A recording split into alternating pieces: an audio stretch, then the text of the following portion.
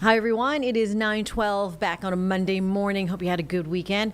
You're watching Live Impact News on WCNC+. Governor Josh Stein is in the Charlotte area this morning speaking early to bankers. It's the Bankers Conference at the Charlotte Convention Center. He was there around 8 o'clock this morning. We're going to start to roll these comments and remarks for you as he is needing to be back in Raleigh in just about an hour or so. But comments he made earlier here this morning on WCNC+. Enjoy.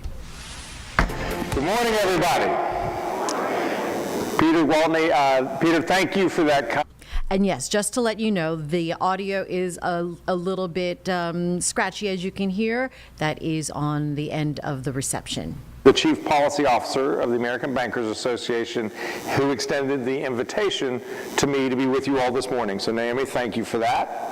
I also want to acknowledge Rob Nichols, President and CEO of the ABA, and thank him for his excellent leadership of this organization.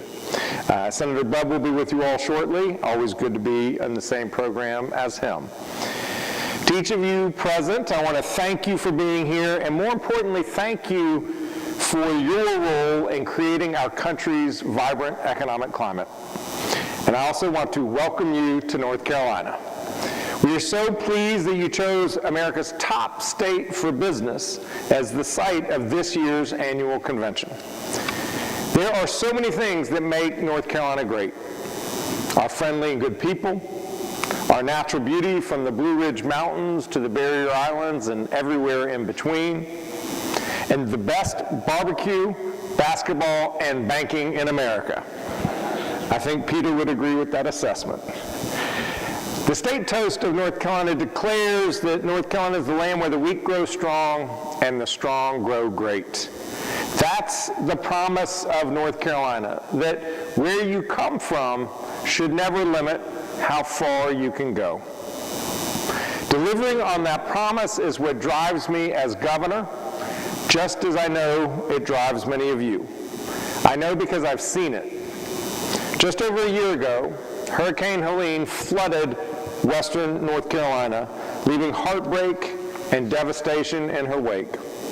The North Carolina Bankers Association immediately set up a Hurricane Helene Relief Fund, and the ABA promptly donated $50,000 to that effort, as well as to similar funds in other Helene-impacted states. I know that many of your individual banks also contributed to the relief efforts, and I want to thank you for stepping up in our time of need. And if you want to know how you can best help Western North Carolina right now, it's very easy. Please go to a beautiful Western North Carolina mountain town, have a great time, and spend a lot of money.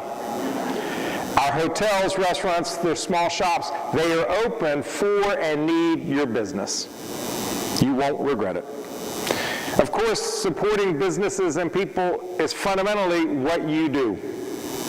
For decades, the banking industry has been integral to North Carolina's economic success. Nowhere more so than here in Charlotte, the nation's second largest banking center. In 1874, Commercial National Bank was founded here in Charlotte. Several mergers, and many years later, this bank came to be known as Bank of America, now the second largest bank in the world.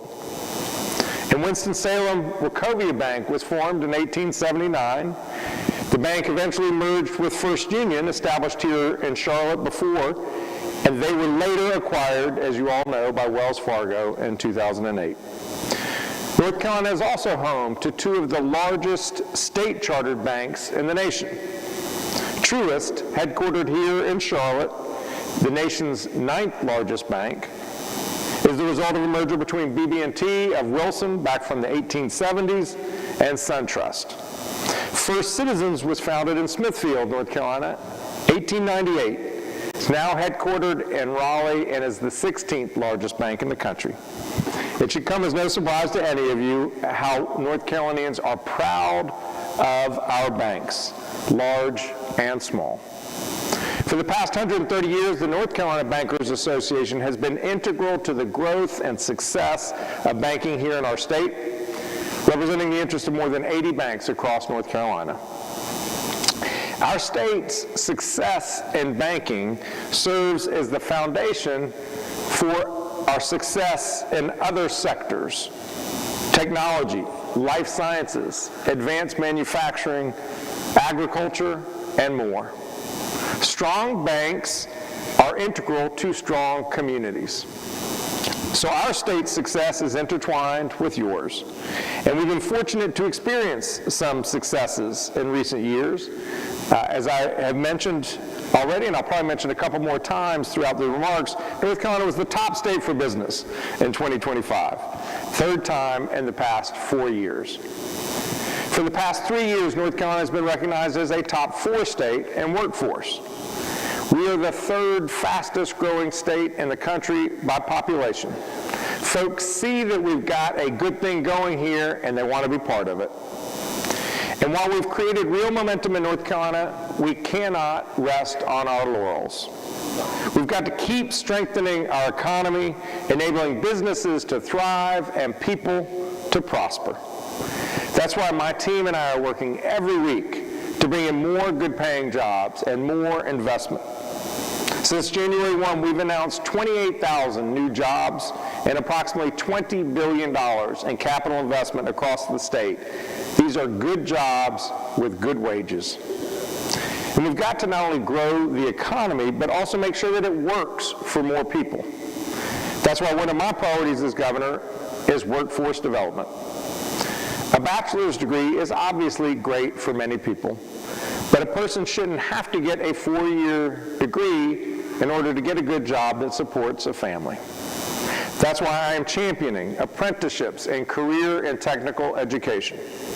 In March, I established a council on workforce and apprenticeships, which is finding ways to help people acquire the skills and knowledge that they need to succeed in our ever-changing economy. The goal is all about more opportunity for more people. We've already seen successful apprenticeship programs from many of you in financial services and with bank tellers and customer service representatives, and I applaud these efforts to prepare people for the jobs of today and tomorrow. In addition to focusing on improving people's incomes, we're also working to lower their costs. Healthcare is a major expense for families and businesses alike. When people do not have health insurance, it raises the cost on the rest of us, especially in rural counties where a higher percentage of residents are uninsured and rural hospitals are struggling. 2 years ago, in a major bipartisan victory here in North Carolina, we successfully expanded Medicaid. Today, 685,000 neighbors have affordable health care that they didn't have just 2 years ago. And just as we worked together across the aisle to expand Medicaid, so must we work across the aisle to protect it. Protect it from $1 trillion federal cut to the program. $50 billion will be felt here in North Carolina. Protect it from a state funding shortfall that has already resulted in cuts this year. Last week, we took a big step forward in North Carolina, helping millions of patients when it comes to alleviating their burdensome medical debt. Thanks to a partnership between the state's Department of Health and Human Services and all of the state's 99 eligible hospitals, we announced more than $6.5 billion in medical debt erased for more than 2.5 million North Carolinians. So about a quarter of the state had $6.5 billion in debt taken off of their backs.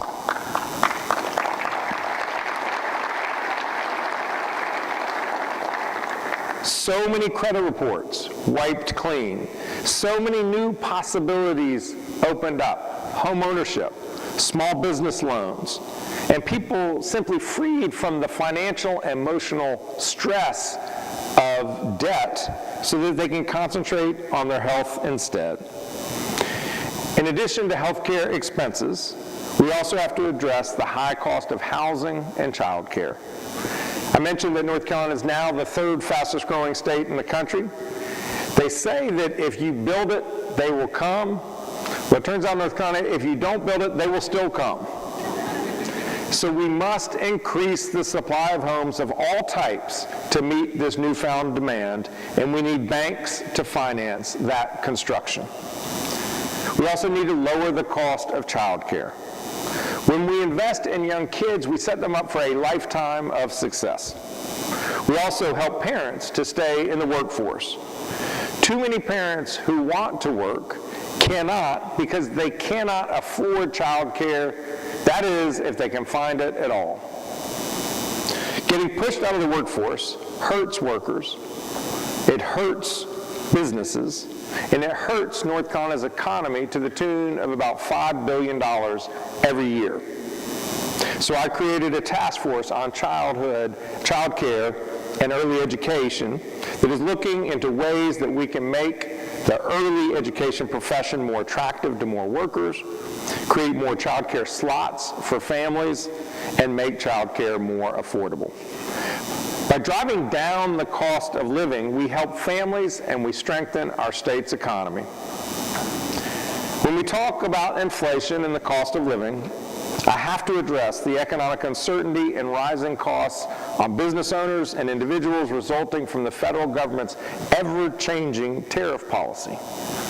Trade wars increase costs on North Carolina manufacturers and consumers and close markets to many North Carolina exporters in pharmaceuticals, machinery, electronic products, and more. For instance, agriculture is the state's #1 industry, and more than 25% of our production is sold overseas. We should be opening new markets to our farmers, not closing them off. People and businesses thrive when there is stability and certainty, not chaos. So I hope the President rethinks his mercurial trade wars, and I urge Congress to reassert itself and exercise its constitutional authority over tariffs so we can fight inflation and keep our economy as far away from a recession as possible. Growing our economy, developing our workforce, lowering costs, and providing certainty and stability for investment. These are some of our nation's most pressing economic development issues. And I know that the members of the American Bankers Association will continue to play an instrumental role in investing in our economic future. I'm grateful to each of you.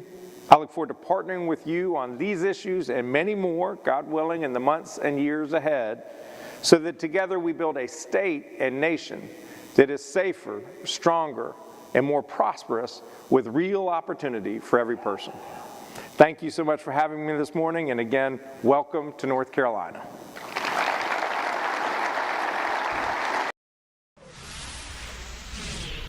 And that was North Carolina Governor Josh Stein speaking at the Charlotte Convention Center earlier to the Bankers Association conference that is happening today. Right now, we're going to take a quick 2-minute break. We'll see you on the other side here on Live Impact News on WCNC+.